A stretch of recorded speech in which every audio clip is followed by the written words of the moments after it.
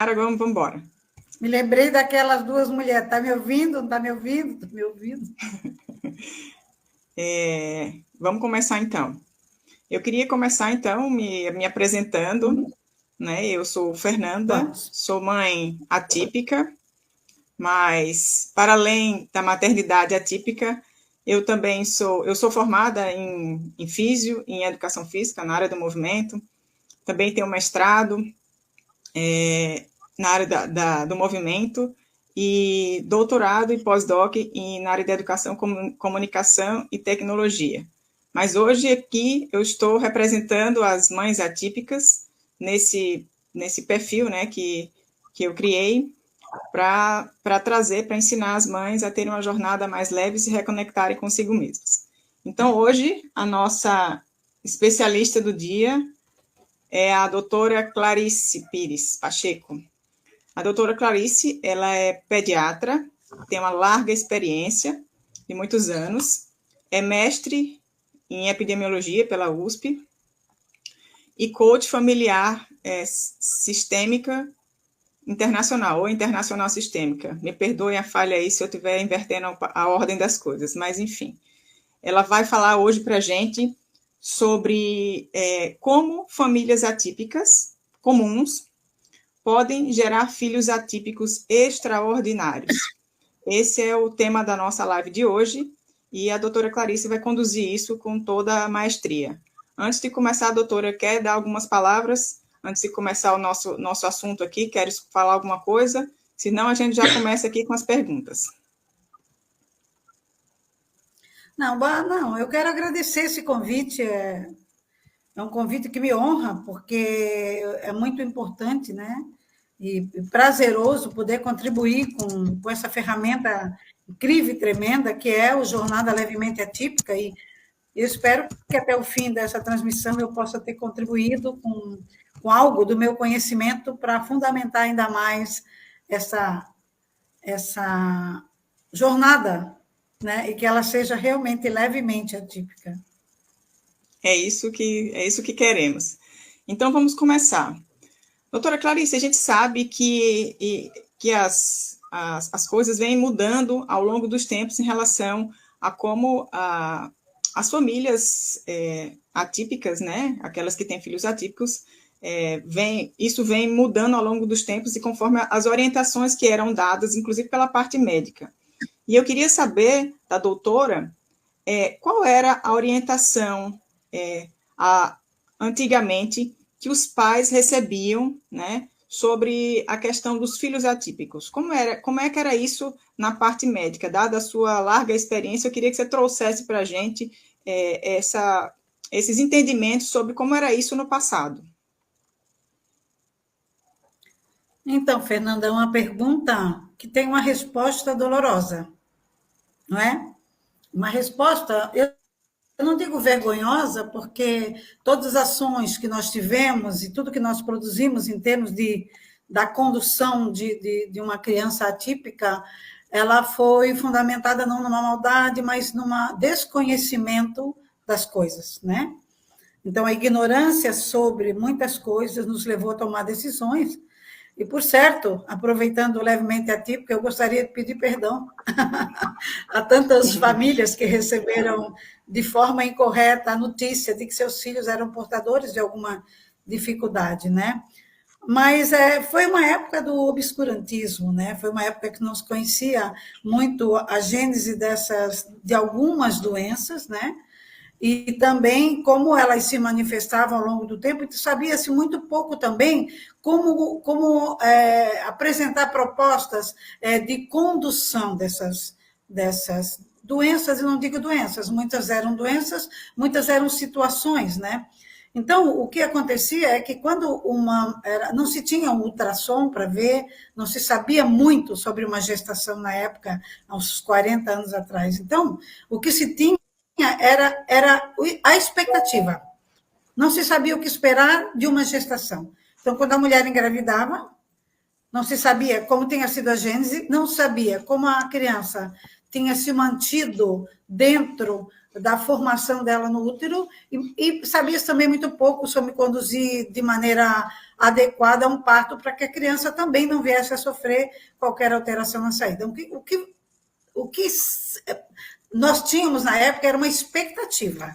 Me lembro de uma frase que dizia: tomara que venha bem, porque não se sabia nada, nem o sexo, nem nada. Então, quando acontecia da gestante entrar no trabalho de parto, as expectativas eram grandes dela e eram grandes nossas, porque a gente nunca sabia o que esperar. Mas quando o resultado não era tão favorável, digamos assim, seja por todas essas razões que eu expus, desde a gênese, desde a parte interna, uterina e a parte da saída, cabia ao pediatra dar a notícia da situação para os pais. E eu posso te dizer, eu te falei de um envergonhamento, de um envergonhar-se, porque muitas vezes o pediatra jogava um para o outro a questão de passar o bastão, né? Porque toda a expectativa que estava dentro de um pai, de uma mãe, de uma família, às vezes se resumia naquilo que, estupidamente, sem saber como dizer, nós dizíamos: seu filho é assim, assim, ele nasceu assim, e aí a mãe olha para nós e pensa: e aí? E aí não tinha aí. Não tinha expectativa, não tinha resposta, não tinha proposta. Nós tirávamos alguém de um sonho para uma realidade extremamente dura, sem oferecer uma proposta adequada à condução, uma condição adequada àquilo. Então, era o desconhecimento é que levava a esse estado de coisas. Mas quando nós fazíamos isso com uma criança, naturalmente nós não só transformamos dávamos uma sentença de morte, né, de vida, digamos assim, ou de uma vida não produtiva para a criança, mas nós também engessávamos aquela família na mesma problema da criança, porque nós não dávamos à família uma saída também. Assim como não dávamos à criança, nós transformamos o bloco familiar num bloco doente, num bloco sem esperança, num bloco de medo. Era mais ou menos essa perspectiva. Por quê? Porque 99% do que a gente conhecia sobre aquela situação evoluía desfavoravelmente. Não conhecíamos aquele processo. No entanto, hoje, voltando atrás, eu vejo que, tudo bem, 99% não saíram de maneira incorreta, mas 1% a gente via que deu.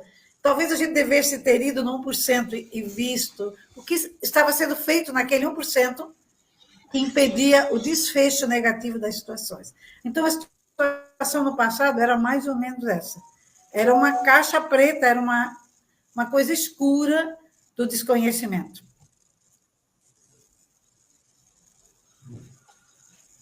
Opa, tivemos um probleminha aqui de conexão. É verdade, antigamente a coisa era muito diferente, né? E hoje, doutora, o que tens visto no presente e que essa situação desse obscurantismo, que foi a palavra que você usou, o que isso tem sido diferente na condução da médica e das famílias hoje, para as crianças que têm alguma condição atípica? Então, aquela sentença que foi dada, eu acho assim, desde há 20 anos, quando o genoma humano foi decodificado, a gente começou a entender muito mais as situações em torno da gênese de uma criança, né? As condições maternas também foram melhoradas, né? Tantas outras coisas mudaram, mas principalmente a tecnologia, eu acho que ela influenciou muito a pesquisa, né? A pesquisa científica em torno das situações, elas influenciaram muito forte e positivamente, né? Nós temos também, em relação aos atípicos, como a gente diz, indivíduos que de certa forma estão num aparente descompasso das coisas, nós tivemos controles vacinal poderoso, que evitou uma série de síndromes que antes não conseguíamos. Nesses últimos 20 anos, nós demos um passo gigante na inclusão de indivíduos num processo produtivo e eu acho que também a família tem sido muito abraçada nesse processo. Eu quero crer que esse processo, né? O que tem se visto agora o que tem se visto, por exemplo, hoje, em relação a tudo, é o conhecimento científico, o controle das coisas, né? porque nós conhecemos hoje a situação, como ela se desenvolve durante o período de crescimento de uma criança e como nós podemos entrar com ferramentas importantes, como levemente atípica, dentro de uma promoção de uma infância e da promoção também, junto com ela, de uma família positivada, com visão, com metas extraordinárias. Então, acho que a tecnologia, a informação em tempo real, que é o que você tem, o compartilhamento de informações, que leva a tomadas de decisões e mudanças de condutas, e, ao mesmo tempo, o avanço científico no controle das doenças, das situações. A fisioterapia, por exemplo, foi um dos setores que mais evoluiu nesses últimos anos, em termos de conduzir indivíduos com algumas deficiências, fossem quais fossem, por um processo de melhoramento de produção, né? A psicologia de apoio familiar, eu acho também, porque hoje a família tem um apoio, uma condução, e ela não tinha antes. Antes ela se sentia sozinha. Hoje a gente percebe que existe em volta desses indivíduos um grupo que está se especializando, que viveu ou simplesmente se especializou em incluir essas pessoas no mundo real e tirar delas o melhor que elas realmente podem dar, e elas podem realmente ser muito participativas, ativas e terem visão de um futuro para si próprios. É isso aí. E aí a gente pega esse gancho, já posso começar aqui a próxima, porque aqui a gente falou de um passado, né? A gente veio trazendo aqui para o presente, e agora é a pergunta, né? Quais são as perspectivas agora atuais, né, para o futuro extraordinário dessas crianças atípicas? O que está projetado aqui para o futuro dessas crianças, doutora, na sua visão? Fernanda, eu ouso te dizer que o horizonte é muito promissor. Eu ouso te dizer, com a experiência de tantos anos de pediatria, tantos anos de medicina, vivendo o dia a dia da história da ciência infantil e de adultos jovens, de adolescentes e adultos jovens, se transformarem em adultos e pais, e depois mães e avós até, eu vejo que a evolução está rápida.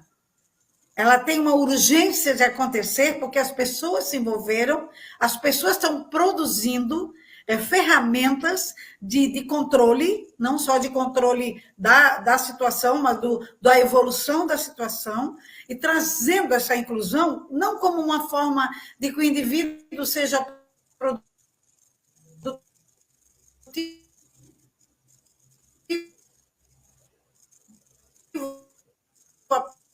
apenas em algo que antes era projetado sobre ele. Não, ele alcançar limites. Pessoas dentro de um processo de iluminação da ciência para que esses indivíduos atípicos sejam considerados aptos para qualquer coisa que eles queiram. Veja bem, lógico que respeitando cada dificuldade de cada um, mas não aceitando as limitações como um fator impeditivo de crescimento. Então, eu ia te dizer que eu ouso dizer, marque bem, em torno de 5 anos, nós vamos ter mudanças tão poderosas dentro da ciência, dentro da organização científica, dentro de um mundo que corre rapidamente em busca de soluções. Eu ouso dizer que nesse período da escuridão, que foi até, digamos, 40 anos atrás, quando as pessoas morriam aos 40 anos, quando não se conhecia nada, com 20 anos atrás, quando o código genético foi decifrado e passamos a nos conhecer, a ter uma identidade científica que não tínhamos, não sabíamos quem era, como éramos por dentro, o que nos caracterizava, o que nos fazia ser quem somos, o que tornava os diferentes, ou os atípicos. Hoje nós temos a condução genômica das situações. E eu creio que a genética vai entrar também nessa questão do genoma humano, alterando essas características também. Eu tenho absoluta certeza. E eu te digo que é um futuro muito próximo. E eu acho como eu falo, naturalmente o meu trabalho nunca foi tão específico com crianças atípicas, embora ao longo de quase 40 anos, logicamente, eles passaram pela minha vida e eu os recebi, eu os vi crescer, eu os amei, e eu cuidei de cada um deles, sem talvez saber tanto como expressar o desejo de que eles da produção, mas dando a mão para os pais para que isso acontecesse. Mas eu acho que agora o que está fadado para eles é um futuro extraordinário. E a palavra que mais se encaixa aqui, porque vai ser extraordinário, não é mais o ordinário comum. Ele entra no extra, no que supera, no que quebra paradigmas, no que revoluciona conceitos, né? No que traz o cérebro para o lugar que ele tem que assumir, que é o de comando dessas vidas, e é o que a gente imagina que era fazer. Então, eu ia dizer que eu trabalho com crianças normais, entre aspas, que para mim todos são especiais, normais, maravilhosos, incríveis, poderosos, produtivos, eu creio nisso. E nós sempre levamos crianças com dificuldades de aprendizado, dificuldades de motoras, a um estágio X de acompanhamento, sempre imaginando que não há nada mais poderoso nesse crescimento e nessa evolução do que a participação familiar. É a família o motor-chefe, o carro-chefe desta mudança. E tem sido a família que tem mais buscado respostas para os seus filhos, que tem levado a ciência a investir em busca de respostas e soluções. A família exige da ciência uma solução. A família não aceita mais enclausurar seus filhos e torná-los sentenciados a algo que não é verdade. Eu vou te dizer que e sobre muitas a família, vezes eu queria destacar, só te interrompendo aqui, eu queria que você destacasse nessa tua resposta que tu vais fazer sobre a questão da mudança de mentalidade, né, dos pais nesse processo que tens descrito, né, sobre como há uma mudança de mentalidade dos pais atualmente sobre essa visão dos filhos atípicos. Hoje somos participativos em tudo, as crianças participam, os pais participam com os filhos, e aí eu queria que você trouxesse esse ponto aí, como é que você vê como médica essa questão aí dessa participação tão ativa das famílias na mudança da mentalidade, né? Fernanda, acho que nós tiramos o capuz que cobria essa história. Nós trouxemos à luz os problemas, querendo soluções. Nós não escondemos mais os atípicos. Eles não são tidos como pares de uma sociedade. Eles não são tidos como indivíduos que, olha, eu vou te dizer uma coisa, não foi uma nem outra, mas quantas mães eu tive que atender que se sentiam culpadas, famílias culpadas pela situação de uma criança. E essa culpa foi tirada da família. Pelo contrário, a família agora ela está na liderança dessa história. Ela não está mais escondendo seus filhos porque eles são assim, são assados. A família está mostrando ao mundo que elas são capazes de levar esses indivíduos a um processo tão gigantesco que talvez uma criança que não tem essa atipia, sem o devido cuidado, sem a devida projeção, compromisso com o resultado, vai chegar. Hoje nós temos situações no mundo que nos assustam em relação à abertura, à quebra de paradigma em cima das crianças e indivíduos atípicos como um todo. Então, assim, tirou-se o véu disso aí. Muitas vezes eu via, quando a gente dava essa sentença, eu vi pais abandonarem filhos na maternidade, porque não queriam, como se fosse um fardo, e não é um fardo. Eles são excelência, eles são perfeitos, eles são treináveis, eles são positivos, eles são o que nós dizemos que eles são. Eles vão fazer o que nós dissemos que eles são capazes de fazer. Enquanto pais e mães fazermos essa jornada mais leve, que esse é o mote do nosso Jornada Levemente Atípica, né? E eu acho, Fernanda, que o fato da gente estar dividindo aqui as experiências, de você estar dividindo sua experiência, de outras pessoas estarem, isso fortalece muito o núcleo, tá? E esse núcleo, ele traz respostas, porque é conhecimento, é a força do conhecimento que vai mover essa situação para longe de onde ela estava, né? E aí eu acredito que existem algumas coisas que a família que quer gerar filhos atípicos ou típicos extraordinários precisa ser. Primeiro, ela precisa ser uma família organizada. E uma coisa que eu escrevi aqui, que eu gosto muito de pensar, é que a gente veio para quebrar paradigmas. Nós viemos para a Terra para dizer assim, isso assim, mas eu posso fazer diferente. Isso assim, mas eu quero dar minha opinião. Mas assim, mas vamos mudar isso, né? O aceitar as coisas não muda.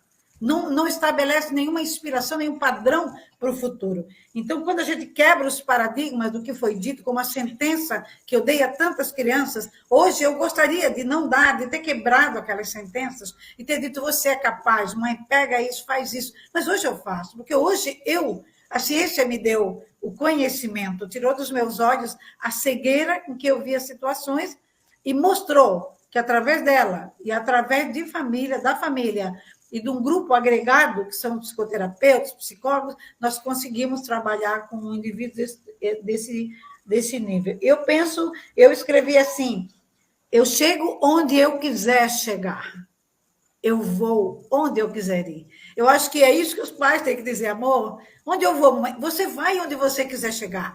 Você chega, eu vou estar com você, e você vai. Mas eu gostaria de colocar 3 coisas que eu acredito que são importantes para que a gente possa encontrar esse nicho de criar indivíduos extraordinários. Indivíduos atípicos ou típicos, eles são indivíduos que vão fazer a diferença nesse mundo, que vão se projetar, fazer diferença por onde andar, do jeito que for. Então, eu coloquei aqui que o futuro ele não pode ser contemplativo. Não pode. Eu não posso querer um futuro e ficar sentado. O meu futuro tem que ter ação, tem que ter movimento, tem que ter busca, tem que ter conhecimento, que é o que nós estamos tentando trazer agora, é o conhecimento, né? Mas a primeira coisa que eu acho, e mais importante em tudo isso, é que a gente queira conhecer contra o que a gente está trabalhando. Contra o quê? Porque nós estamos trabalhando contra individualidades negativas, digamos, né? Um pensamento, um movimento, nós estamos estimulando isso à normalidade. Mas eles não são, não. Existe um padrão de normalidade que é o início, é o start, é a adequação. Você tem que partir de um ponto para chegar em outro. E nós temos que ter padrões já estabelecidos para nos adaptar a ele e dali seguir. Então, o conhecimento daquilo que eu vivo, no seu caso, a síndrome de Down, você aprendeu tudo sobre ela. Você tem que aprender que assim você determina, sim, você se antecipa as coisas, você vai na frente das situações que naturalmente poderiam ocorrer, você se adianta e o processo caminha maravilhosamente na direção da meta que você tem.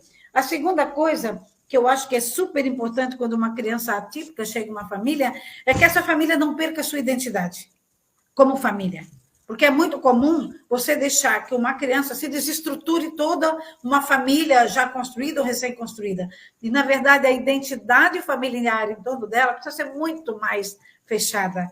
Não por ela, mas pela própria família. A família, sua identidade pessoal.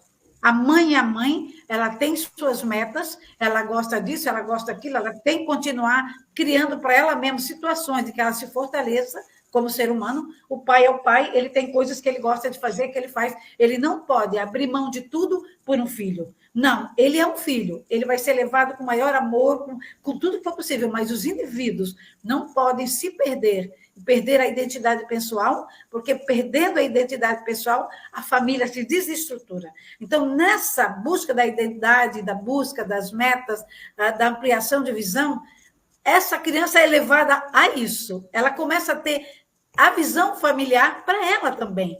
Se a minha mãe gosta de correr, e minha mãe corre, minha mãe não parou, não ficou sentada, eu também quero fazer o que ela quer. Você começa a influenciar porque você tem sua própria identidade. E o mais comum é que a família perca a sua identidade. Ela se desestruture porque ela tenta jogar para aquele filho tudo que eles são. E, na verdade, não, ela é quem ela é. A criança é quem ela é. E ela só vai melhorar se essa família estiver estruturada na identidade conquistada. Uma outra coisa que eu acho que é extremamente importante na criação deste padrão extraordinário é um compromisso com os resultados. E o compromisso é um trabalho diário. É um trabalho positivamente sendo positivado, reavaliado, transformado, mudado diariamente. Porque são ferramentas novas de uso. E elas precisam ser validadas no dia a dia. E as crianças, mesmo as com síndromes, digamos, semelhantes, elas não agem de maneira diferente.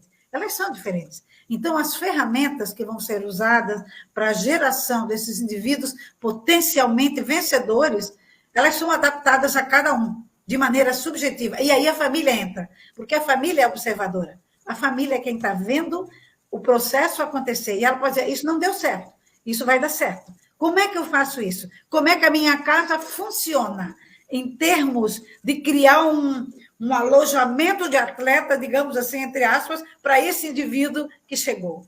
Como é que eu mostro para ele que ele é capaz? Mudando, alterando, construindo, revolucionando, estudando, renovando, conversando entre pares. E aí você cria o quê? Você cria um compromisso com o mais uns, experimentando, não, você diz, mas eu sempre fez.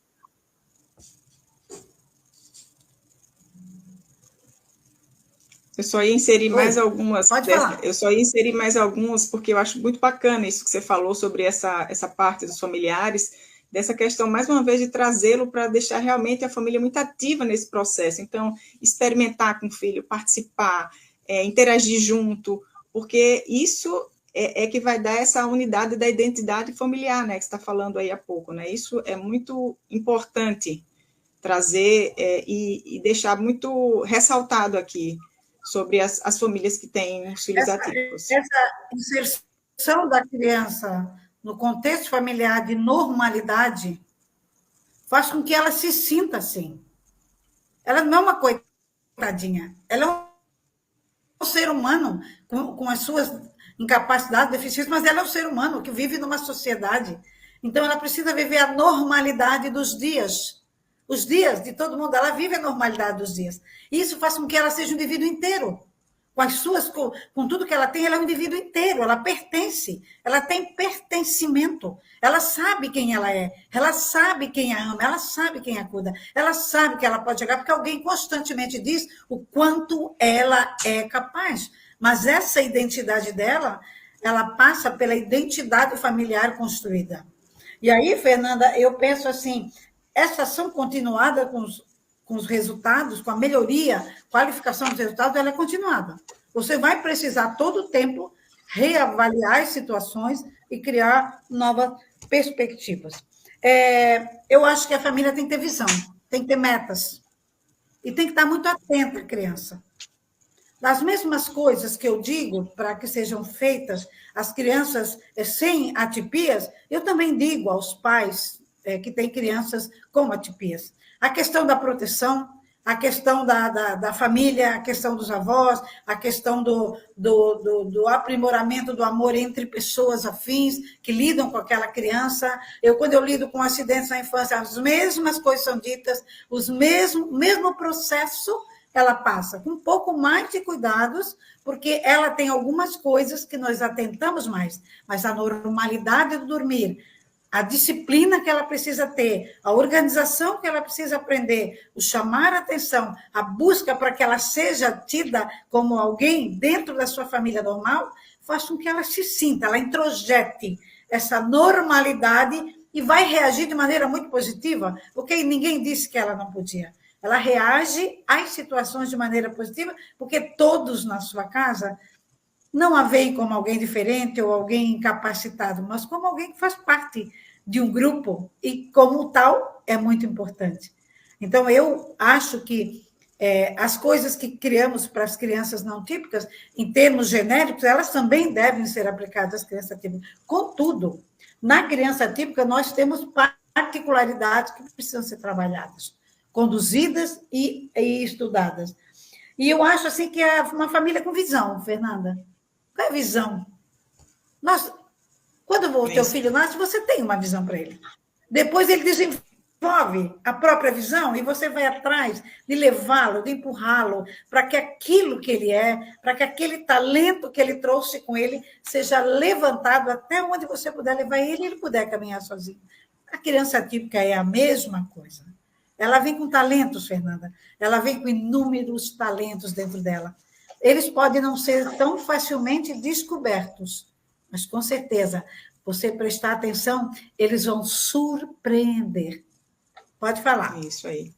E eu estou aqui com o pessoal no chat aqui, a minha querida Ana Paula Fronza, que me lembrou de uma questão que eu trouxe ali num dos vídeos ali, num dos reels ali no perfil, que fala sobre geração de demanda desnecessária dos pais. Ela fala aqui que mudou muito para ela, e mudou muito a visão dela depois que viu o vídeo, e ela acha importante falar sobre isso, que é a questão de privar a criança, de poupar a criança de tarefa, porque os pais fazem tudo para elas, né? Se antecipam, mesmo, especialmente as crianças típicas, os pais fazem pela criança, e a criança termina poupada de ir além, né? De ir além dos seus limites. Então, eu chamo isso de geração de demanda desnecessária dos pais, ou seja...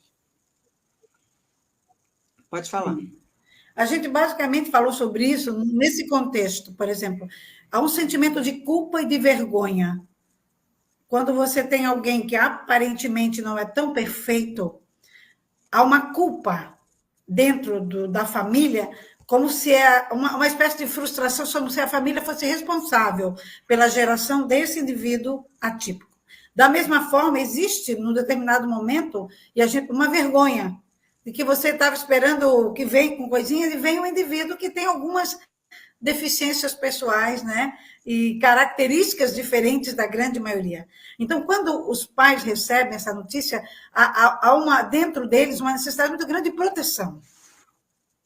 De proteção a esses filhos. É como se eles tivessem uma culpa que precisa ser paga. Então, eles não agem como se essas crianças fossem indivíduos capazes de gerenciar suas próprias frustrações, capazes de gerenciar seus próprios defeitos, digamos assim, e ir além.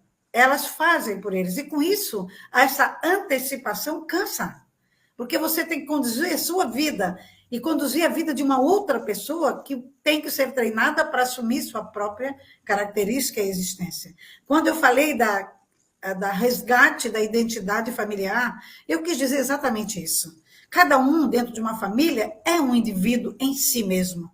Tem características próprias. Ninguém deve abdicar do que é por um filho, porque, na verdade, nós temos que ensiná-lo a seguir com as suas próprias características, por exemplo, e gerenciar essas coisas, e dar frutos, e produzir do jeito que ele puder e como puder. Você é o que está do lado.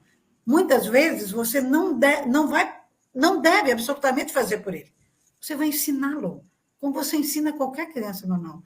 E sabe, o não é uma palavra fantástica também em atípicos. Porque o indivíduo sem disciplina, ele sem organização, ele deve ser usada, ele né? não vai a lugar nenhum, ele não conquista nada. Ele está perdido num mundo de confusão. É importante. O não é uma forma de controle, um não amoroso é sempre uma forma de controle e determinar limites e hierarquias e autoridades. O indivíduo sem autoridade, que não está habituado a obedecer nessa questão, eu falo do amor, não da autoridade de nenhuma outra forma, ele não tem como estabelecer o mundo pessoal dele. E, ao mesmo tempo, um pai que abre mão, uma mãe que abre mão, um irmão que abre mão de quem é por alguém, perde o seu próprio mundo e acaba vivendo o mundo do outro. E não é preciso, isso é carregar cargas desnecessárias que não vão auxiliar, porque eu te digo, se fosse interessante carregar, ninguém quer ser carregado, todo mundo quer caminhar, todo mundo quer ir para frente. Então, famílias atípicas não necessariamente geram filhos inconformados, mas geram filhos extraordinários, porque essas famílias extraordinárias, tirando a atipia, geram filhos extraordinários. Famílias extraordinárias geram indivíduos extraordinários, aprendendo e praticando. Aquilo que eu falei há pouco, eu quero só repetir, que é compromisso com os resultados, parte da família também buscar seus próprios resultados positivos. A família tem que se posicionar e se positivar e se validar também como família e buscar, junto com esse indivíduo, em bloco, um resultado positivo. Pode falar, Fernanda. Que será um resultado positivo para todos, né? Para todos. Então, eu penso assim, Fernanda, tem duas coisas, essas três coisas que eu coloquei, a busca do conhecimento do que você está enfrentando. Estou te ouvindo. Está me ouvindo?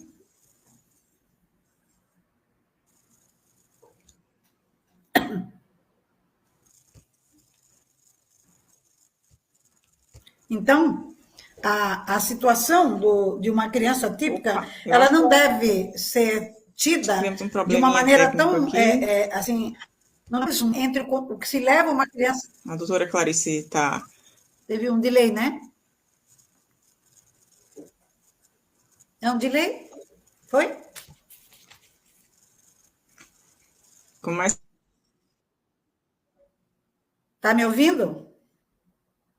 Vocês estão me ouvindo, Fernanda?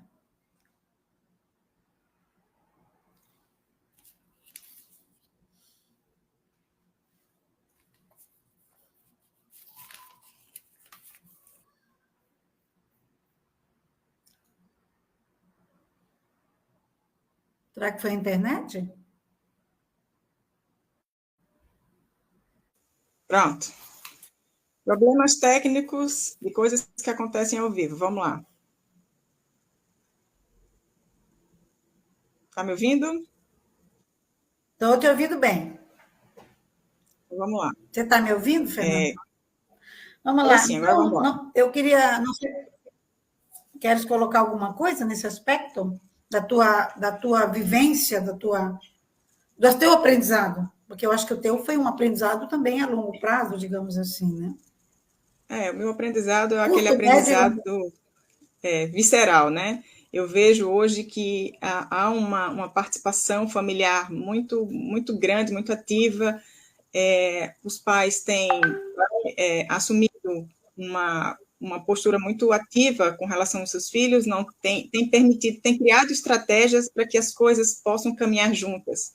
Vejo hoje filhos, né? A gente vê crianças atípicas em todos os lugares.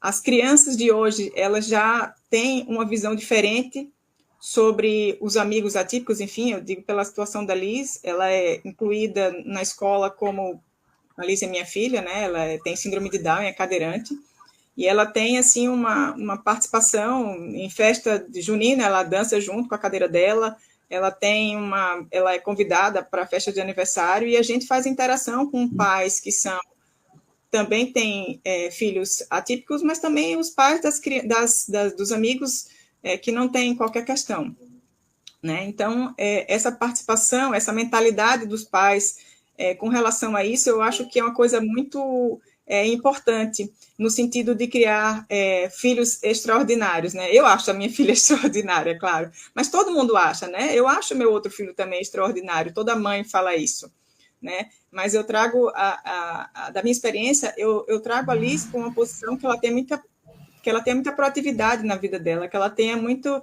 respeito às características e às dificuldades dela, mas eu coloco ela numa posição de muito de ser protagonista da vida dela também. Eu vou junto e eu acho que isso é uma coisa importante para nós, porque tira de mim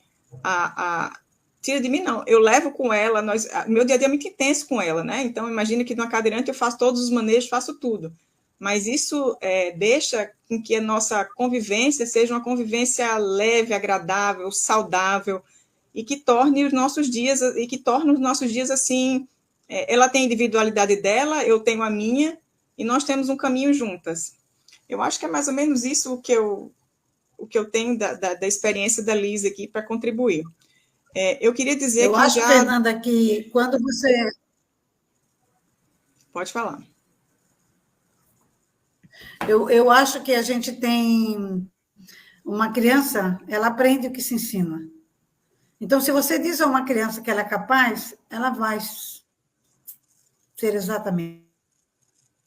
Se você diz que ela não pode, assim que ela não vai conseguir, ela vai trabalhar para não conseguir, para agradar pai e mãe. A criança sempre vai agradar quem está produzindo aquilo nela.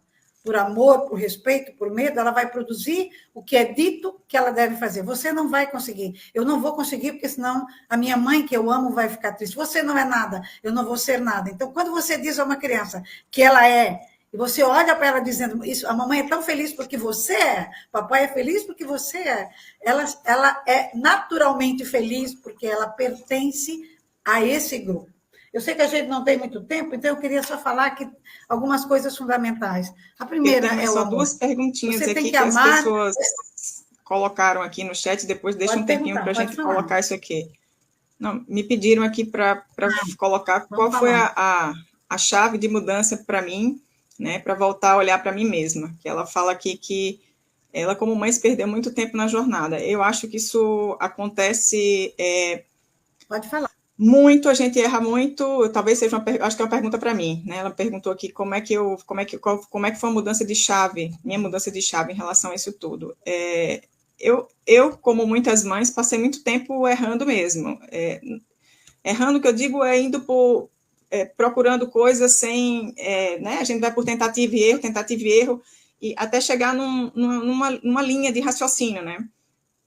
E eu acho que o momento que eu virei a minha chave foi no momento que que a Liz estava muito mal, que ela estava, né, internada, e eu pensei que tantas como eu ali, elas tinham a mesma, deviam estar em situações tão dolorosas e com aquilo que estava desenhado nas vidas dos filhos, né, e dos pais que cuidariam daquela situação, né, porque no momento ela estava muito mal, eu não sabia nem se ela saía viva dali do hospital. E aí isso foi o ponto para que eu mudasse o meu jeito de pensar. Então a minha mentalidade mudou ali naquele momento que eu pensei, não, tem que existir uma outra maneira de pensar, de agir, de fazer, independente do que ela tenha como quadro, independente de como ela saia daqui, independente do que eu vá fazer. Tem que existir um jeito para mim e para ela, para que a gente possa ter uma vida diferente do que uma vida presa, do que uma vida sofrida, do que uma vida a despeito de qualquer condição clínica que ela tenha, qualquer dificuldade que eu tenha que enfrentar. Então, foi nesse momento que eu realmente foi que eu virei a chave, assim, dizer, bom, eu acho que eu tenho que fazer diferente isso aqui. A minha vida, ela não pode ficar, eu não posso arrastar a corrente. Então, aqui, eu acho que eu respondi aqui a pergunta, depois você fala aqui no chat. Gente, eu fiz uma bobagem aqui no chat, eu apertei alguma coisa aqui e eu não consigo responder os comentários, então estou falando aqui, tá, para vocês. Doutora, o Iago pergunta aqui o seguinte, fale mais um pouco quais são os resultados que as famílias devem buscar, além dos resultados das crianças nas terapias, nas duas terapias, não sei se acho que foi isso que ele quis dizer. Foi isso? O resultado pessoal, familiar, por exemplo? A doutora fala um pouco Seria mais sobre isso? quais são os resultados que as famílias devem buscar, além dos resultados das crianças nas terapias. Iago poderia falar melhor aí o que espera dessa resposta aí? Enquanto o Iago vai falando, a doutora pode ir falando aqui as suas considerações que você já estava fazendo, e aí eu parei para responder. Sim, sim. Eu estava pensando que às vezes nós queremos criar, nós pensamos que nós não vamos conseguir apresentar às nossas crianças, aos nossos filhos, as suas necessidades, porque nós não temos a condição, porque nós não temos acesso a algumas informações, ou embora hoje o acesso à informação é gratuito, frequente, a comunicação está aí, o compartilhamento de informações é em tempo real, mas eu acho que é a busca de resultado e o esforço diário contínuo. Agora, em relação à família, talvez o que ela queira dizer é que a família precisa se encontrar como família. Muito fácil uma desconexão familiar quando entra uma criança que exige cuidados maiores, que exige um tempo maior, que exige noites sem sono, que exige do irmão menor abrir mão de coisas que ele faz para fazer, que exige da mãe ter mais tempo. Isso pode descontrolar. Eu acho que a psicologia, nesse caso, ela é muito produtiva. Essa estruturação em torno da psicologia, da estruturação familiar como um monobloco, que não deixa as sentenças negativas entrarem, que não sofre a influência negativa das informações que não levam a lugar nenhum. Eu acho que a família blindada, como família, ela é capaz de gerar situações fantásticas para essa criança. O que a criança precisa é ser feliz. A partir da felicidade que ela tenha, ela constrói um mundo dela. Nós não podemos botar para uma criança dentro dela as nossas infelicidades. Por isso eu falei, cada um tem que buscar a sua identidade e na sua identidade ser feliz. Eu vejo que você corre, Fernanda. Eu imagino que correr foi algo que você criou nessa tentativa de se ressignificar o seu dia, o tempo que você tinha. Você fez deu um novo significado ao tempo que eu dizia que eu estou perdendo tempo. Você criou significação ao tempo, dizendo, da mesma forma eu penso que é ficar ativo, porque você precisa ser saúde, para que a sua filha tenha saúde, para que ela possa também ter alguém saudável dentro de casa. Então, eu acho que o esporte, eu acho que uma família precisa fazer algum tipo de esporte juntos, independentemente até, digamos, da participação ou não, mas a criança tem que ser envolvida num aspecto familiar de saúde, de busca de saúde. E a questão da psicologia, eu acho que é muito importante. Eu acho que muitas famílias vão se beneficiar desse encontro consigo mesmo através de um profissional especializado. Hoje, nós temos profissionais se especializando em indivíduos atípicos com muita propriedade e a condição. Eu acho que paciência, sabe, Fernanda? Porque um resultado, ele não vem de um dia para outro, mas cada passo, a alegria de cada passo é que torna a jornada levemente atípica. Ela dá leveza ao caminho. O caminho não fica pesado quando ele é feliz. Ah, mas vai lento, mas cada movimento lento é tão precioso, porque tanta coisa teve que ser feita para aquele movimento acontecer, e essa alegria tem que ser espelhada em casa, tem que ser dita, tem que ser valorizada, tem que ser brindada, fogos, isso, fez e dança, não sei o que lá.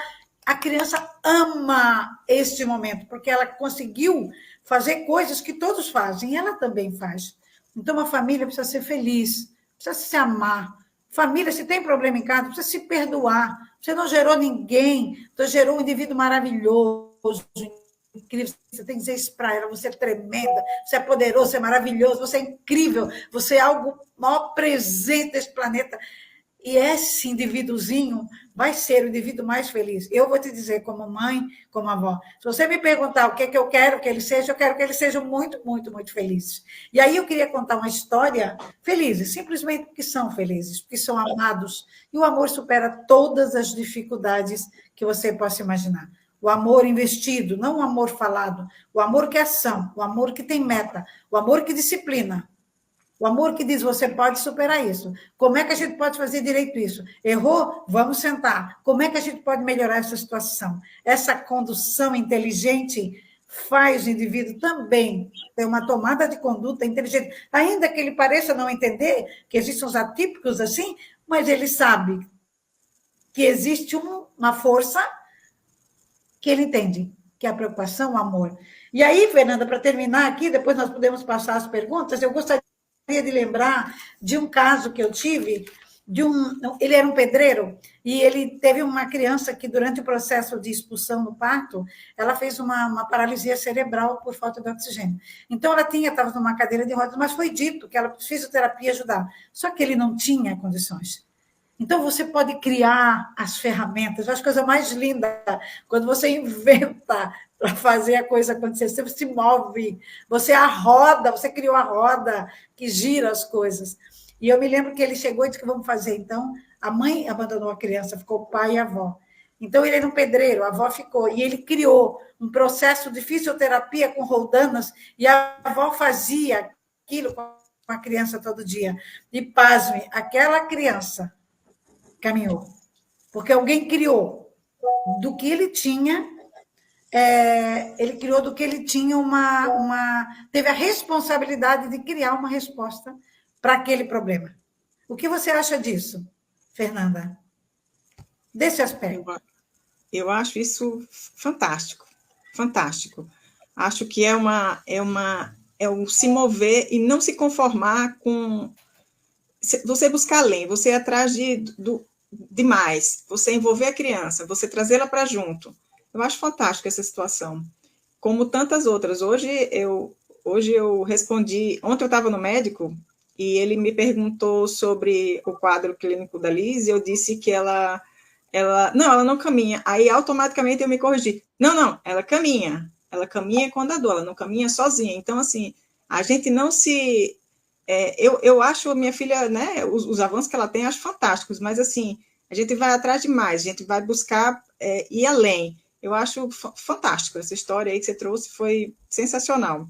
Eu estou aqui com o Iago aqui, que já tinha perguntado, ele falou que você já respondeu aqui a pergunta que ele colocou, então já tratamos desse assunto. Se alguém tiver alguma coisa mais para colocar, coloque aqui pode colocar aqui nos comentários.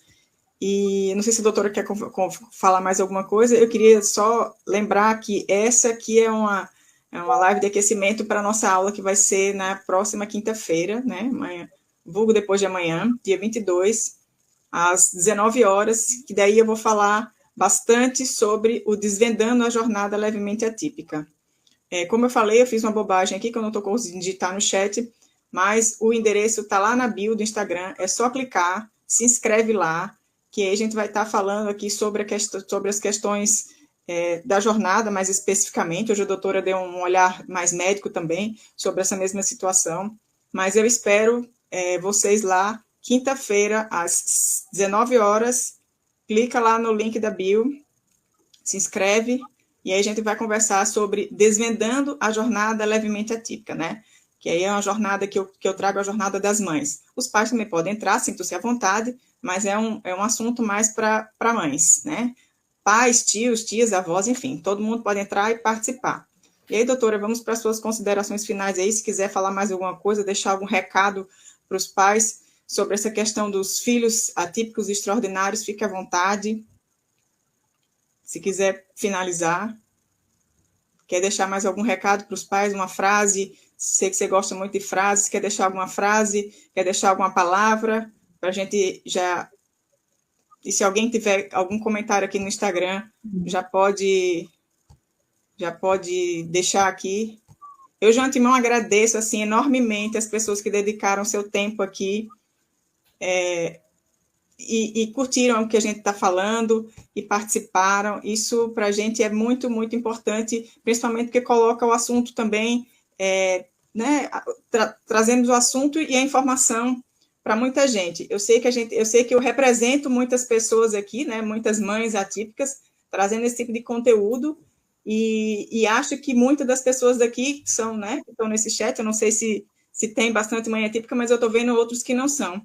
Então, a Ana Paula acabou de me dizer aqui que é um conteúdo que ela tem consumido também, ela tem curtido e que tem ajudado também com as questões pessoais dela. Então, às vezes, a gente direciona para os atípicos, mas tem desafios semelhantes, né, com as famílias típicas também, né? Então, eu vou deixar aqui as suas considerações finais. Pode falar, doutora. A gente, às vezes, tem os atípicos peculiares e os que não são, né? E o que tu falaste é muito interessante, né? Às vezes uma situação pela qual alguém está passando pode ser a resposta e a solução para uma ação, né? Em relação às crianças superdotadas, por exemplo, que a gente tem vivido muito isso também, elas também têm as características delas exploradas, né? A característica emocional e de criatividade, muitas vezes deixada a contento por imaginar que elas são capazes de fazer. Mas qualquer criança precisa da família em redor dela para crescer. Ela não precisa ter entulhos dentro dela, né? Ela precisa ter compromisso dentro dela e ter que ela vai chegar a lugares estabelecidos porque ela tem o pertencimento. E como tu falaste que eu gosto muito de frases, eu realmente preparei uma frase porque eu sou uma apaixonada pelo conhecimento. Eu sou uma apaixonada pela leitura, pela escrita, pelo conhecimento. Como eu sei, Fernanda, que tu também és, eu me lembro que minha filha, quando era pequena, tinha no quarto dela uma frase muito grande, que ela escreveu de maneira gigante, e que dizia assim, não há força sem conhecimento. Então, se você não tem a informação, você não tem o conhecimento, você não sabe o que fazer. Você precisa se apropriar do conhecimento, tirar a ignorância sobre o assunto e trazer à luz a resposta. E aí eu trouxe aqui, para finalizar, eu gosto muito dessas bobagens, eu sou pediatra, gente. Um general chinês, de 496 a.C., ele fala uma coisa que eu tenho trazido muito para a minha vida, de uma maneira interessante, uma frase atemporal. Né? Há coisas que não mudam, há coisas que precisam se tornar nossas próprias ferramentas de viver. E o Sun Tzu diz o seguinte: se você conhece o inimigo e conhece a si mesmo, não precisa temer um resultado de 100 batalhas. Se você se conhece, mas não conhece o inimigo contra o qual você está lutando, para cada vitória ganha, você vai sofrer uma batalha. Mas se você não conhece nem a si mesmo e nem o inimigo, você perderá todas as batalhas. E aí é o conhecimento. Se eu tenho uma coisa contra o que lutar, a favor de alguma coisa, eu tenho que conhecer. Aquilo contra uma doença, conheço tudo dela. Eu me antecipo a ela. Eu controlo ela. E o conhecimento é realmente a chave de uma criação de ferramentas, da criação de ferramentas humanas, familiares e fora dela, com resultados positivos. Eu parabenizo o levemente atípico. Eu sou muito do adjetivo, levemente, docemente. Eu sou adjetivada pelas coisas bonitas, gentilmente. Então, levemente traz um ar de suavidade, tira um pouco do peso das cargas que as famílias com filhos atípicos, que a sociedade impõe e que elas mesmas sofrem na busca de dar o melhor para os seus filhos. Não ter um levemente, é como um vento, um sopro de um vento bom, assim, dentro de uma coisa que nem sempre é tão simples de digerir ou de gerenciar. Mas se a gente pode, se a gente vai passar por isso, que seja de maneira leve. Qualquer coisa na vida que a gente possa ter a leveza e as consequências serão coisas leves também. Maravilhosa. É isso aí. Então, gente, espero vocês na quinta. Cliquem lá na bio para se inscrever. E, assim, quero agradecer a doutora Clarice pelas palavras, pela clareza, pela sabedoria de conduzir, né, de responder esses questionamentos e trazer aí mais informação de muita qualidade para tanta gente. Então, a Jornada Levemente Atípica agradece a sua contribuição nessa noite de hoje, e mais uma vez eu agradeço a toda a atenção de todo mundo que esteve aqui no chat, que entrou, que ficou um pouco, que saiu, que ficou até o final, que entrou do começo e saiu. Então, assim, meu carinho às pessoas que ficaram aqui com a gente, participando dessa transmissão. Muito obrigada, doutora. Jornada Levemente Atípica agradece. Então, boa noite a todos. Nós vamos ficando por aqui. Obrigada, Fernanda. Um abraço. Até logo. Até logo.